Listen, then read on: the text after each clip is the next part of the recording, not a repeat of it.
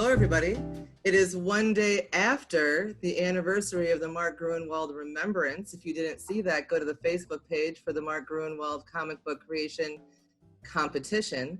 This is the third of three-part How to Be a Comic Book Artist. And for the third part, we have three comic book artists here.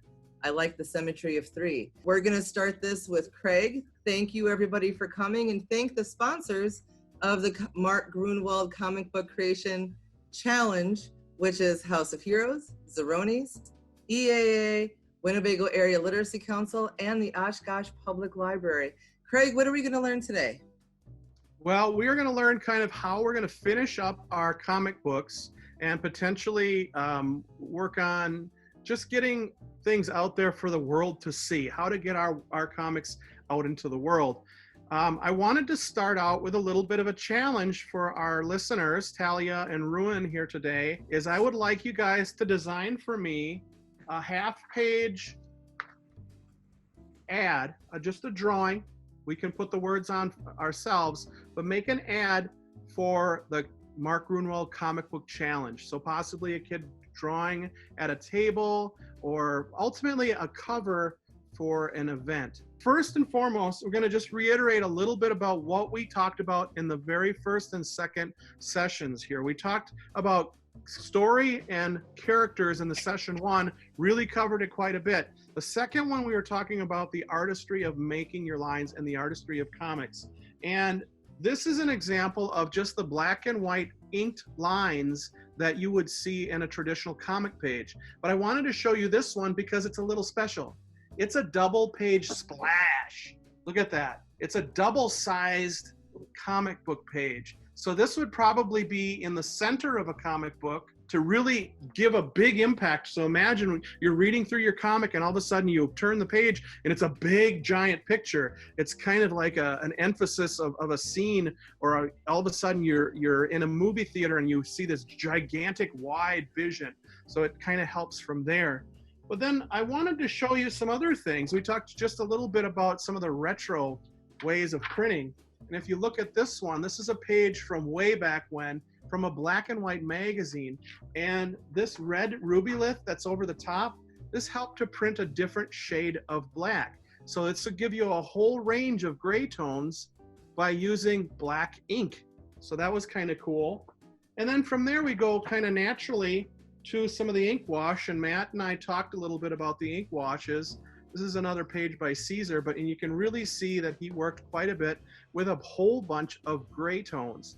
That's a tricky thing for artists to do, but it can be done very effectively. And now we're getting into how we can add some color to our pages. And my experts today are experts on making colored comics. This is a very old, I think these were Sunday newspaper strips, and I don't even know what this is from.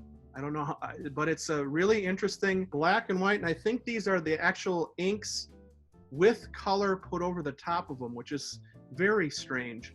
But this is how some of the artists did it in the olden days, where they actually colored right over the top. And you know what? The heck with the olden days, we can do that today as well. So when we're finishing up our comic pages, we can actually take the old black and white artwork. So this is a page that I did, and I scanned it into I printed a copy off of a computer or out of a copy machine and used colored pencils to kind of colorize some of these pages. Now, I'm gonna start out with CJ, because I know CJ loves his colored pencils. Oh, I do. CJ, what can you tell us about finishing up some pages using colored pencils as a medium? So, first off, colored pencil, in my opinion, is, as I've found, is one of the more time-consuming ways to color something, just because it's a very small tip of each thing. It's just a really sharpened pencil, and taking time. I guess this is the part of the comic that, for me, when I do it, it's the part where all you need to do is tap back into what the idea was that you had in your head of what it was supposed to look like. And as soon as you take the time to do that, it's almost like therapeutic. You can just sit there and just enjoy it without even really having to think about what you're coloring. What I tend to do when I'm coloring is I start with, after everything's drawn out and then inked. And so I have basically everything in my style. I usually have everything kind of outlined and made really dark so that it pops in the eye and people see it. When I then go to color, I usually first look at, are there people? I first start with their skin tone. I then go to their, all of the things in the foreground, all of the things that are very important that have light relativity, which means, is there light shining from what direction? So is the sun over there, or where is the sun? Where are the incandescent light bulbs? How does that affect what they look like? And then I go into backgrounds and everything else, all the while coloring to make sure that it doesn't become too busy, so it doesn't become confusing. So that's something that I've been kind of focusing on. So this is one that I did because I love the prequel Star Wars movies, and I know that there's a lot of people who don't, but I don't care. I love them. And I figured a fun cartoon to do about it is like basically me sitting there watching the episode 1 and someone's like, Fernando, it's not worth it. It is to me. And it's important, right? It's an important part of my life that I've always liked to do. So the coloring in this, when I first did it, everything in here was sketched. All of the outlines were sketched out in pencil. And then I went through and basically did etching and cross etching in certain areas in order to kind of create a texture map of areas that were supposed to be darker. And then that would help add some texture later that pops a little bit more than if I were to use a black colored pencil, because ink is almost always going to be, and I like to use the word pop because I think that's pretty accurate. It just grabs the attention of the eye. I also then used a lot of different shades of, let's say, brown. There's 1, 2, 3, 3 different types of brown that I'm using in this doorway and on this door frame. And then I'm also sometimes layering something like gray first and then going over it really lightly with brown in order to create an even different another type of brown. That's something that I think a lot of people who start to use colored pencils more often start to realize, that they work similarly than paint does. As soon as you put something down, you can put another color over it lightly, and the color that you put down first is probably going to show through. But another important thing is that start with the lighter color, because as soon as you put a darker color on it and put it all the way, like put all your force into your hand, it just becomes whatever that dark color is. So that's something that you can do with lighter colors like light browns, grays, yellow, green, pretty much every color as long as it's light. So another one that I wanted to show you is this one. Yeah. So this is an anglerfish, except I thought it would be really funny if it could only go like 6 inches because it's plugged into a wall outlet. And so I thought that would be kind of fun. And this one's actually in a magazine in Berlin, which I thought was kind of cool, in a poetry magazine. That was one version of it. However, this is what it looked like when I initially drew it. So with colored pencil, it had all of these, colored pencil and ink. It looks so much more detailed and kind of interesting in terms of the texture. But I changed it to this because that kind of mixing of everything not only added a style to it, but it made some of the colors, instead of being too busy, kind of meld together and be one more kind of flowing piece where it looks like it looks a little bit less realistic, but then again, I personally like it. So, but those are just some of the examples. If you want something ridiculous, here's one. Oh, that's fun. Yeah, I like the absurdity. I always thought that was funny. This is an absurdist comic that I did, and this is the last one I'll show you right now. But absurdist because it's ridiculous. Why would they, why would, first off, a jellyfish be in prison? But also, why would the governor call to get him out of an execution? And then even further confusing, why was he was the one who committed whatever the crime was. So you can use whatever medium you can get your hands on to actually colorize and finish up some of your work. You can use black and white to get your full gray tones and make that the extent of your piece. You can use colored pencils to physically use that. I'll talk a little bit about using the computer in just a bit, but Kelly is an absolute expert on using multiple different medias. So Kelly, I'm going to turn it over to you. Well, first of all, I want to introduce, if I have not already mentioned, one of my favorite artists is David Mack. And he is well known in the comic book industry for mixed media and doing collage work. He's mixing, in like this page, he's doing watercolor, he's doing penciling, he's literally gluing down pieces of a wooden fan to use as borders. and he'll take photographs of his work. So here's a book cover that I did for a mystery novel, and I didn't design the cover, I just did the cover image, and in it I've got there's text on there that this is actually from a fine art piece, so it's larger in person, and the text that's written was actually printed out on transparency sheets and glued to the original. I believe that this one was originally done in chalk pastel, and inks. But normally I use acrylics. I feel personally that I get a lot of control out of acrylics, and that's why I like using them. So these are 2 works that I had in an art book, and these are both acrylic. Here's another cover that I did for, this one is Image, Rex Mundi, and this is mostly acrylic. When you say mostly acrylic, what else did you use to make that, Kelly? Usually, if I'm doing detailed works, like really, really detailed things, I will go in and either correct them digitally. So it might be part digital if I decide to clean up a certain part so it's easy, like you can read it easily. Or sometimes, like, here's a watercolor postcard I just did. You can't really tell. It's one color, but there are some blacks. Okay. And those I did with just a regular inking pen. Do you do the blacks first, or do you mix the colors and the blacks as you're going? Usually I save the blacks for last. Oh, interesting. Okay. Very cool. That way those lines are really pristine, and you don't, when you paint over, you got to redo those lines again. So I have an addendum because Kelly reminded me. The exact same thing with when I ink my comics. I do it once first, and then after I color it, I do it again. And the reason why I do it once first so that I don't lose all of the lines or any of the lines, and then I do it again specifically, like same reason as Kelly is, that you want it to be pristine. And even with colored pencils, even though they're not like acrylics, which are just covering, like they always cover everything, colored pencils, that graphite still is a layer, and it can dull the line and add color to it that otherwise just makes it look much more dull. But Kelly, awesome. I love your work so much. Thanks.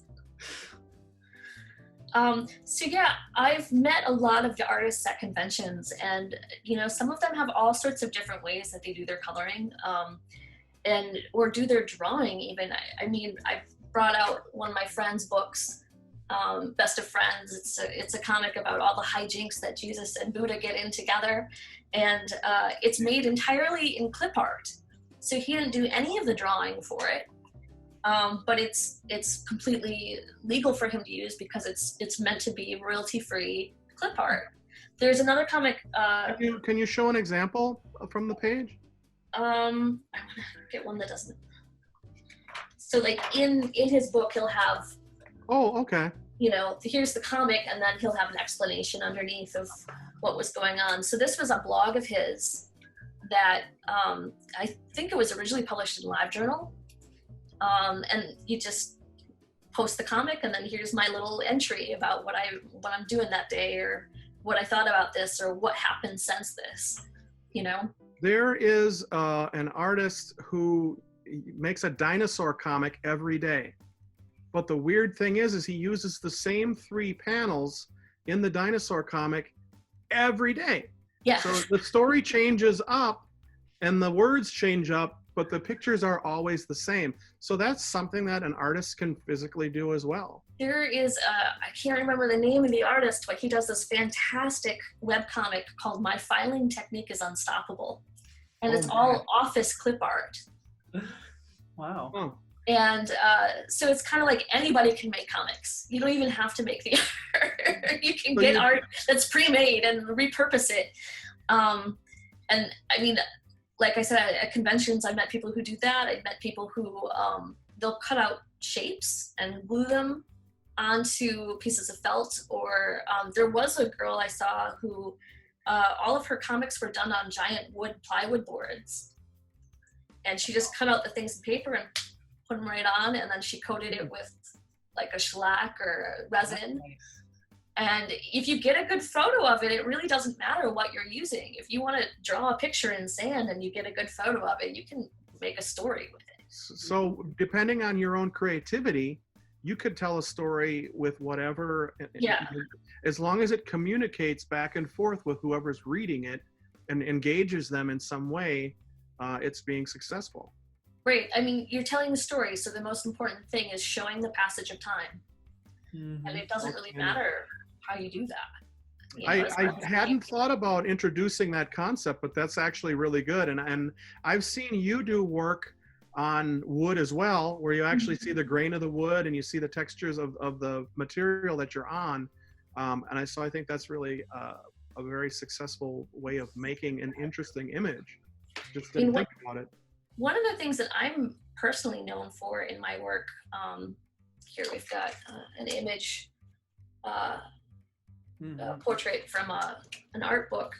It's a still image. It's just a portrait of a woman, and there's like a snake coming down. But there's movement to the snake. You can kind of imagine because of the curve of the snake, that you can imagine it moving. There's writing in the background. The writing I put in my work is meant specifically to kind of invoke thought. Like you're seeing the subject thinking, or you're seeing a subject speaking, and that portrays this passage of time. That even though it's a still image, that you're getting a story from it.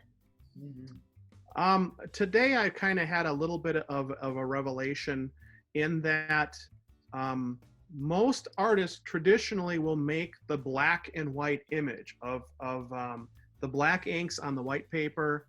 But we're seeing a lot of fine artists moving into the comics world, and now all of a sudden, like the Mack, what is his name? David Mack? Yes. The Daredevil artist. Yeah.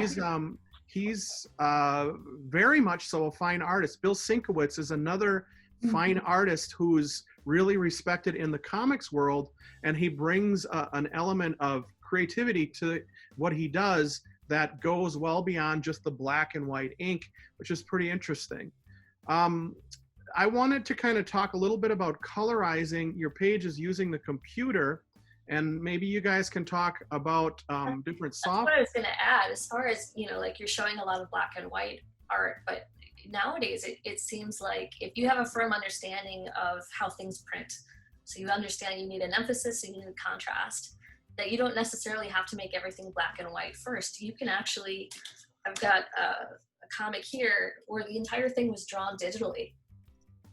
Okay, on the computer. Yep, and that's a new trend that many artists are using, going right to that.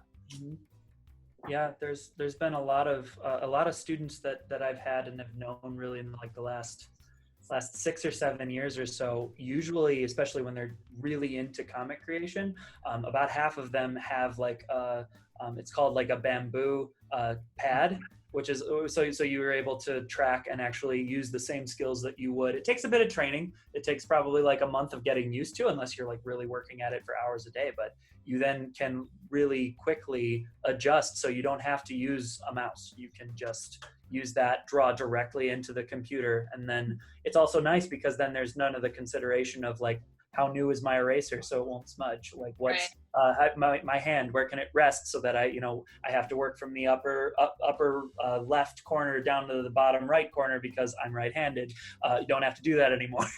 And This is my iPencil. One of the things I love most about being able to draw digitally is if I'm drawing on my iPad, one of the things I love the most about it, they teach you this in painting. If you take traditional painting, they want you to look at your work in a mirror. Yep. So that you can see things differently. You'll see flaws or things that are different symmetrically that you didn't notice. And what you can do when you're drawing it into a computer is you can flip the image. So I can correct those mistakes and then flip it back and then work on it some more upside down, or in this little tiny part. And it's like, it just feels freeing in a way because you don't have to worry about making a mistake. There's always the undo button. That's awesome. Yeah. I know that, Kelly, the iPencil that you're talking about, Now you actually see the results right on the screen as it's moving on there. And I think, CJ, what you were talking about is kind of like the drawing tablet where you're drawing on the tablet, but you're looking at the screen and trying to make those connections. The ones that CJ are talking about are a lot cheaper than the one that Kelly's are talking about. Not much anymore. I mean, like, yes, but like it used to be that you had to pay at least $1,500 for a screen that you could draw on, and now an iPad now is $250. Okay, and that's very reasonable. I'm looking at paying twice that for a drawing tablet of some sort that I can't remember the brand name offhand. But I want to see something where I can actually, because from what I've heard, and maybe you can reiterate this, is that when you're drawing with this style, you actually can feel, it actually feels the pressure in your hands, and you can really make a variation in line thickness. Yeah, all that. It is pressure sensitive. And the other thing, you can buy a coating to put on top of your iPad to give it a little bit more tooth so that it feels like paper when you're using it. Nice. Cool. So it has resistance versus like just sliding over a glossy surface. That's fantastic. I wanted to quickly cover, I mean, this is an example of a page that kind of Kelly's talking about. This is traditionally inked down here, where it's brush and ink, and then this is colored pencil illustration on the top, and then it's assembled in parts on the computer to kind of give it a feel. Now, what I could have done to push it even further is I could have taken scans of wooden textures, sand pictures, all these extra things to kind of give it a little bit more creativity. That page is busy enough. I don't think it needed any additional stuff, but it gives you something to think about where you want to really be creative and spend some of your time. These are some of the pages that I did last year that I won the contest with for the Mark Grunewald Challenge. And what I did is I drew them in black and white. This one here, I used photo references to try to draw myself as a little kid, and used a page that I drew as a little kid to finish this page up. But I put it into the computer and used a program called Photoshop, which is probably one of the artist's best friends. Because it's so versatile as far as what you can do with it. You can ink with it, you can color with it, you can illustrate with it, but there are a multitude of different other tools out there, other softwares that people have access to. And I think Talia was going to tell us a little bit about Procreate, but Talia, if that's okay, I would like you to talk about that if you're still on. Are you with us, Talia? Yes, I'm with you. Do you want to tell us a little bit about what you use? Kelly, I know, uses Procreate as well. So maybe you could give us some tips as to what you like about the software, what drew you to it? So what drew me to Procreate is, it's an app to help you with digital art, which was really cool when I first looked at it.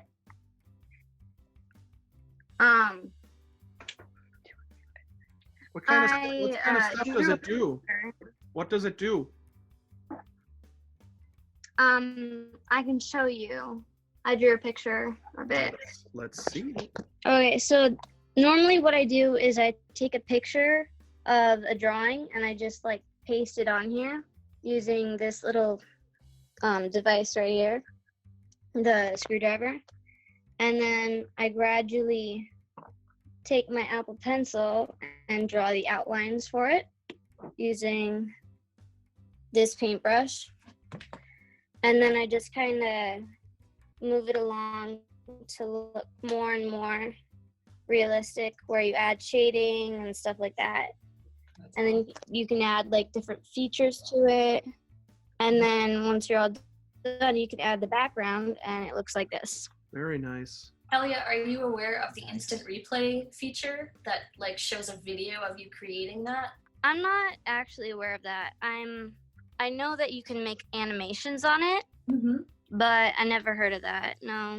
Yeah. I should grab mine real quick. There's like a a button that you press, and it just says instant replay, and it will replay everything that you've done to make the image. So it's like just basically like a 2-minute recap. Yeah, if you go, there's like the wrench, and there it says time lapse replay, and it will show you. I don't know how well it could. There's some glare here, but it will show you an in progress video of me making the drawing. Nice.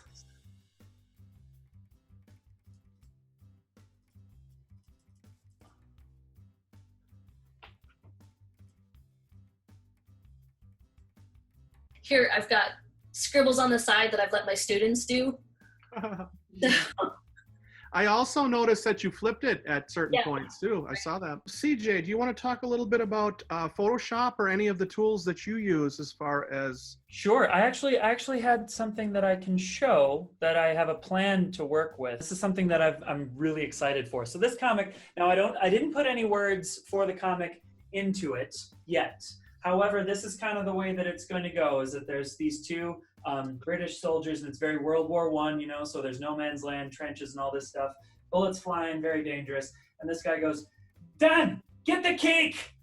"What, now?" "Now!" And then the second one, "See if it's a good rise." Because out there's a cake in the middle of no man's land on a table that has like candles lit in it, and it looks just beautiful. And he goes, "See if it's a good rise." "All right, on it.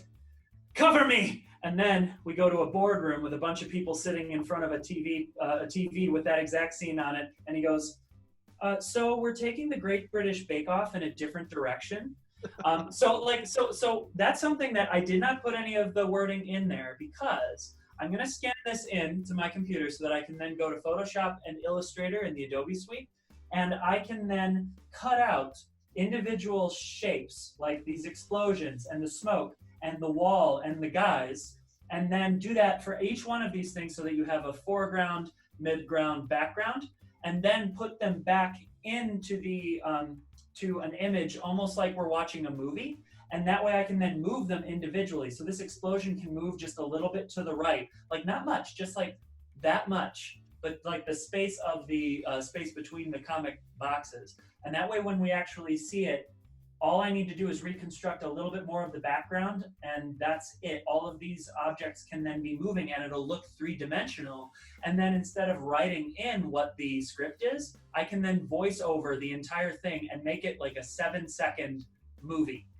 But something that I designed and animated in a way where I didn't have to do every single frame just like we were looking at video, but I can make it then look like it's moving, and it's a space in which there's actual things happening and actual characters.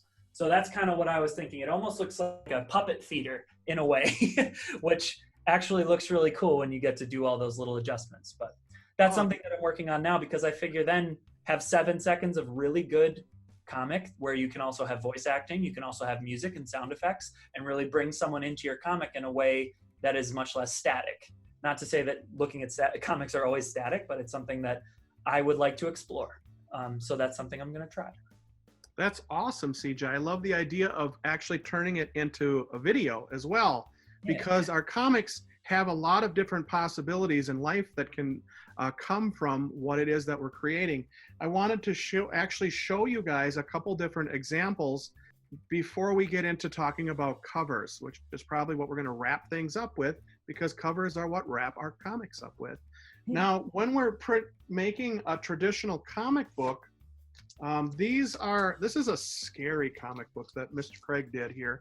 I did this one, and this was started to draw this more than 25 years ago now.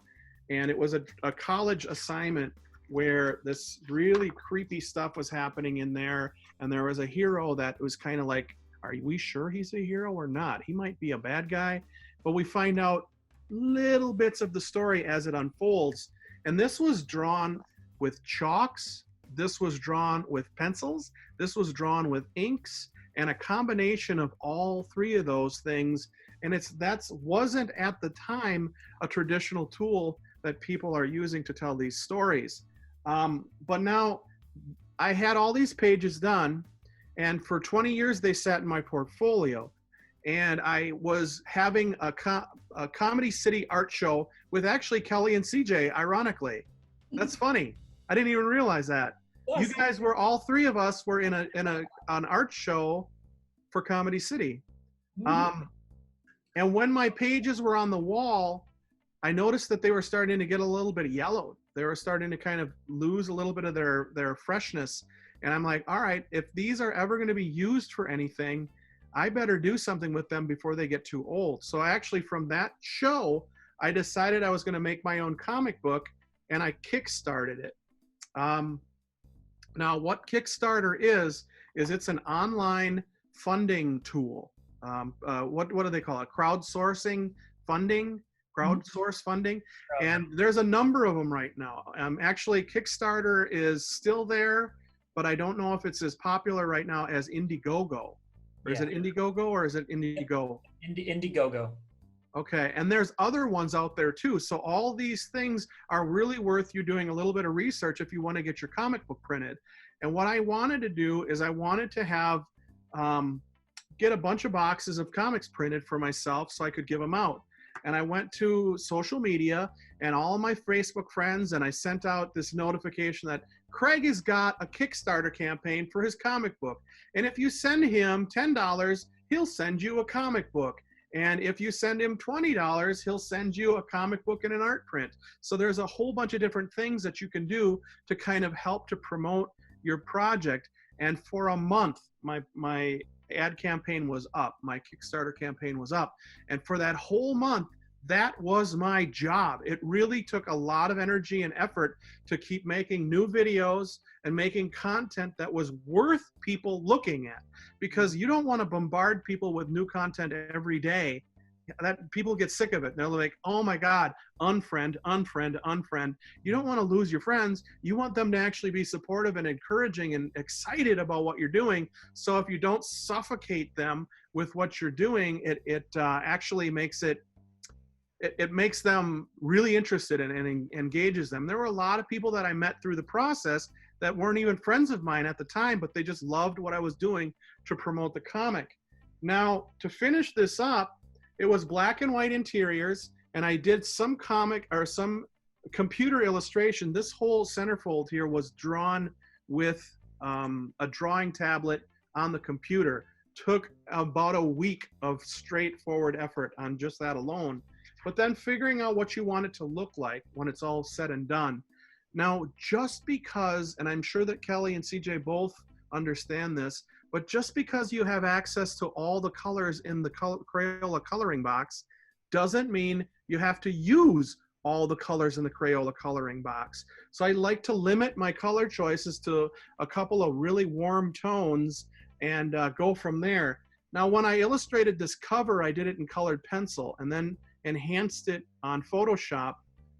I know how to do this even better now after having taken a couple classes. I would have done this differently, and it would have even given him a little bit more punch. He's a little bit subdued in there.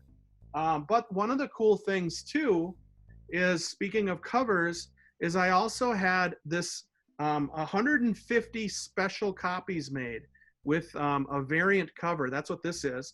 And this cover here, if you look at it, I designed it so that I actually designed it so I could cut out a window in there using an X-Acto knife, but I didn't want to do that after a while because it kind of ruined the cover. But you can see that when you open it up, it's actually the monster that you see on the cover is now he's exposed to the elements. And that was kind of a really fun way of making a special cover for the outside of my comic. Now, as the campaign continued, I got like, it wasn't hitting very well at first, and I'm like, oh my gosh, come on, I gotta raise at least $3,000 to print my comic book. Come on, and all of a sudden, boom, it made $1,000 jump, and then it made a $2,000 jump, and then all of a sudden, I'm like, oh my gosh, I need to figure out some more rewards that I can give people because I'm going to hit $5,000 if I'm lucky. And after a while, I gave out free prints. I sold the cover and extra pages and all this extra fun stuff for people to have, even little buttons that I printed that people could have with the narrator of the story, which is Otis the Gravedigger. And who does that Otis look like? Who is that guy? That's Young me. Craig. Yeah, I use myself as a model because I'm model worthy. Oh yeah, I'm so model worthy. So when all was said and done, my campaign made almost $5,000. Some of that money goes back to Kickstarter for helping you out. I think they get a 10% cut of what you make. And then you also have to figure out your shipping information and how much that's going to cost before you even make your rewards out, so that you don't lose any money in that regard. But that is one way that you can actually print your comics. And with that one, I went to a professional printing place down in Appleton and had it professionally printed through them. Now, it was printed on machines that weren't digital. It was actually an offset press, which blew my mind. But then you can also have things printed using digital technology. So this is a traditional comic book size, right? Then you can take a comic book and blow it up to a graphic novel where all of a sudden it's like 3 or 4 times, 5 times the thickness of a traditional comic book. This one here is 132 pages. And I just got these in the mail today with the improved copies, which is super cool. But sometimes your comics are going to be printed at a weird size. And I bought this book right here. I bought this for CJ for his birthday. And CJ, why did I buy this for you for your birthday? To show me different ways of like formatting and sizes for comic books, because you knew that I was working on creating actual like children's books, comic books. I know that was another thing, is that you want me to make a book of my comics, which I do want to do as well. And it worked. Craig, it worked, but it was inspiring enough to motivate me to start to do that. And the reason why you sent it to me is because it's such a weird size of a comic book, because it's a perfect little square, it's tiny, and yet every single page is a different comic from this comic artist who I believe you heard on NPR one day. And you were like, that sounds really interesting. And so you went right to it. You loved it. You bought some. It's really kind of interesting how there are standards, but I mean, it's a rule and rules are meant to be broken. And I think that one works great because it doesn't need to be bigger than that. It doesn't need to be much bigger. It can be tiny, which I'm sure also saved on cost. It probably also just makes it a little bit more of like a little coffee table or portable read, you know, so people can take it with them or put it in a space where there isn't a lot of space for books. I love it. Cool. Well, and I figured that would be motivating for you. Kelly, you've made books of different sizes as well. Can you show us a couple of? Well, I mean, I'm always kind of like, sometimes you go with what works. Like, these are zines that some of my friends made. Mm-hmm. They made these at a copy place. They went to Kinko's and just printed out a bunch of copies of their comics and, you know, just grabbed some cardstock and put them together themselves. So in that way, this is just, you know, regular paper sized, folded in half, which is not the same aspect ratio as a comic book page. But, you know, if you know that this is how you intend to print, that's one way to attack it. I have all sorts of different, like,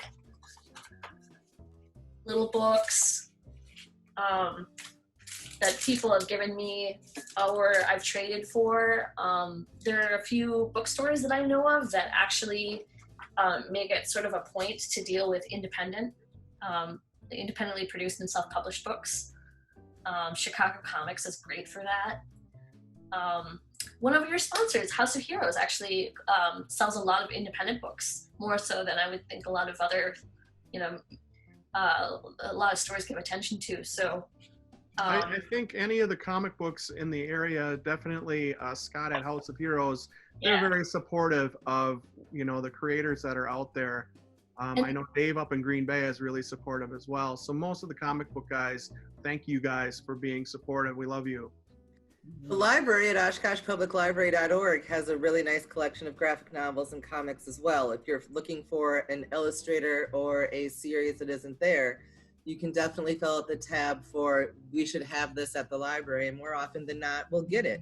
So it's a great way to perpetuate the exploration of comics and to make sure that they're there for the next generation.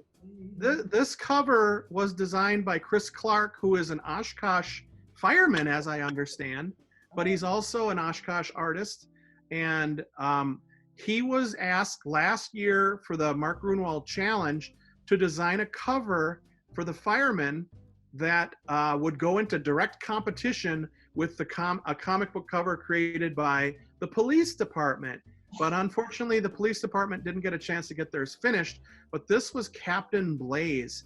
And I talked with Chris a little bit today, and he talked to me about how he's always been a comic book fan, but he never really did any illustration for comics in the past. He's a fine artist.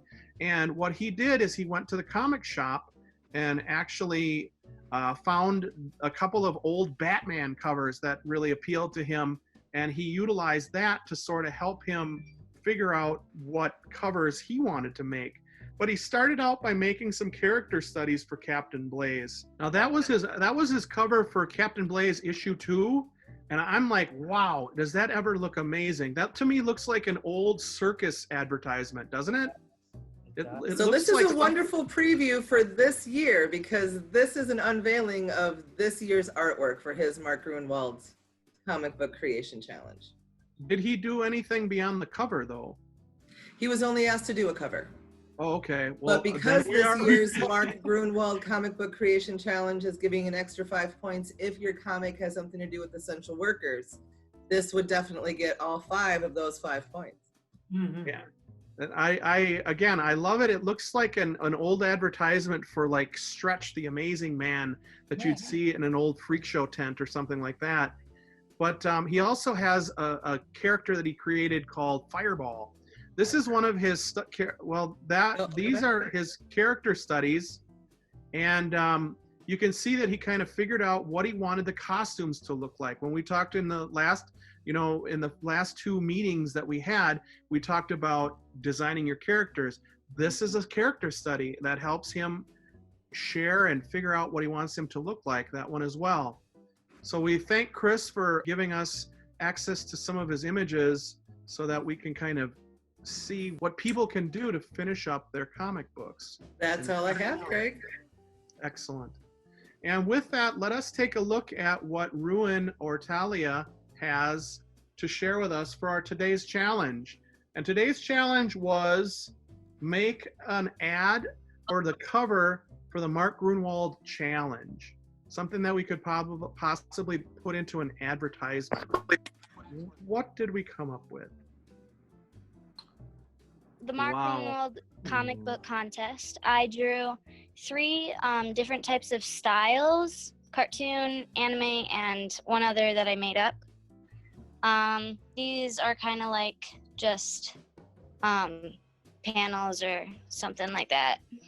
And I just like added it all together. I think that's brilliant. And I would like to get a copy of that once it's finished. Nice. Very nice, Talia. Very nice. How about Ruin? Thank you. Very nice, Talia. It doesn't have any color on it. I hope that's okay. That is fine. And the drawings aren't the best, but I love it.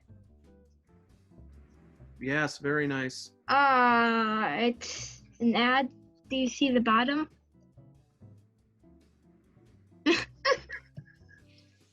I don't know. It's like, do the Mark Grunewald Comic Book Creation Challenge. I think it looks fantastic, Ruin. This I'm going to wrap up with a comic book cover from a professional comic. For years, I wasn't sure if this was just a dummy copy made up or if it was a real comic. Ecto Kid I followed for a long time, but Ecto Kid Unleashed, I didn't know if this existed until just recently when I found it on eBay and ordered myself a copy. But typically when people are making covers, there are some artists that is their entire job. There's a gal out of Chicago area, Jenny Frizen, who is friends with the people up at Powers Comics, Kelly and Dave in Green Bay, and she is an illustrator for the Wonder Woman comic books, and she's really done an amazing job with some of the work that she's done on that book. She also is commissioned to do covers exclusively for other books. She really doesn't have time to make her own interiors. All she could do is make covers because she's so in demand. There are a lot of other artists that is their job, is to make the covers for the comic books. Kelly and CJ, we'll start with Kelly. Give us a little bit of inspiration as far as what do comics mean to you, and what why is this something that you're even interested in? Well, I mean, I think anytime that you're talking about comics, you're talking about sharing your story, and that means connecting with other people. So, you know, there's so many different interesting people out there to meet, and people who want to meet you. So it's kind of exciting that way. And why I do comics, I've done them all my life. I used to do them like when I was a very little, as far back as I could remember, I was making comics, and I went to school to become an artist, to specifically become, I didn't even know that that was something that I was going to be focusing on or getting better at. And so I learned painting, sculpture, all that other stuff. And then it all ended up helping comics, comic creation, being able to bring what's in my head onto something on paper or on the computer that can be shared. And I was just so awestruck by the fact that where I thought I was when I was a kid, when I was like, I'm, you know, maybe in this group, I'm like, I don't know why I was comparing myself to other people, which you definitely shouldn't do. But I was like, I can be better. I can definitely be better. I can be like where that person was. And as I kept getting better and better, I started to learn. It was like, no, it's all about where were you yesterday? Where will you be tomorrow? How much more can I do in order to improve every little aspect about what I'm doing? And then also taking as many risks as I possibly can in trying to bring what's up here down onto a page, because I make mistakes. I make thousands of mistakes in every project I do, every single one. And all of them are another learning experience. I will not make those mistakes again because I made them once, and there's entirely new mistakes to make. And I love that feeling that even in a level of being a professional already, I'm still making the same mistakes as I was when I was a kid. And I think that that's actually really freeing, because then what are you afraid of? If you're, you know, like, why would I not take risks? Why would I not try and make more comics? Because I'm always going to be making more mistakes and then learning from them. And it's kind of exhilarating in that way, that there's always more to learn. There's always more to make. So. And you have to make the mistakes to make those steps, I think, CJ, and that's fantastic. And for all of the comic illustrators who are watching us today on the Mark Grunewald Comic Book Creation Facebook page, you have about 2 weeks in the 2020 competition to be able to turn in your comics. So hopefully you have your story down, you have your character down, you've made about 2 drafts, you're ready to make a couple more mistakes till you get it just right. Thank you guys very much. You guys have a good rest of your evening. Thank you, guys.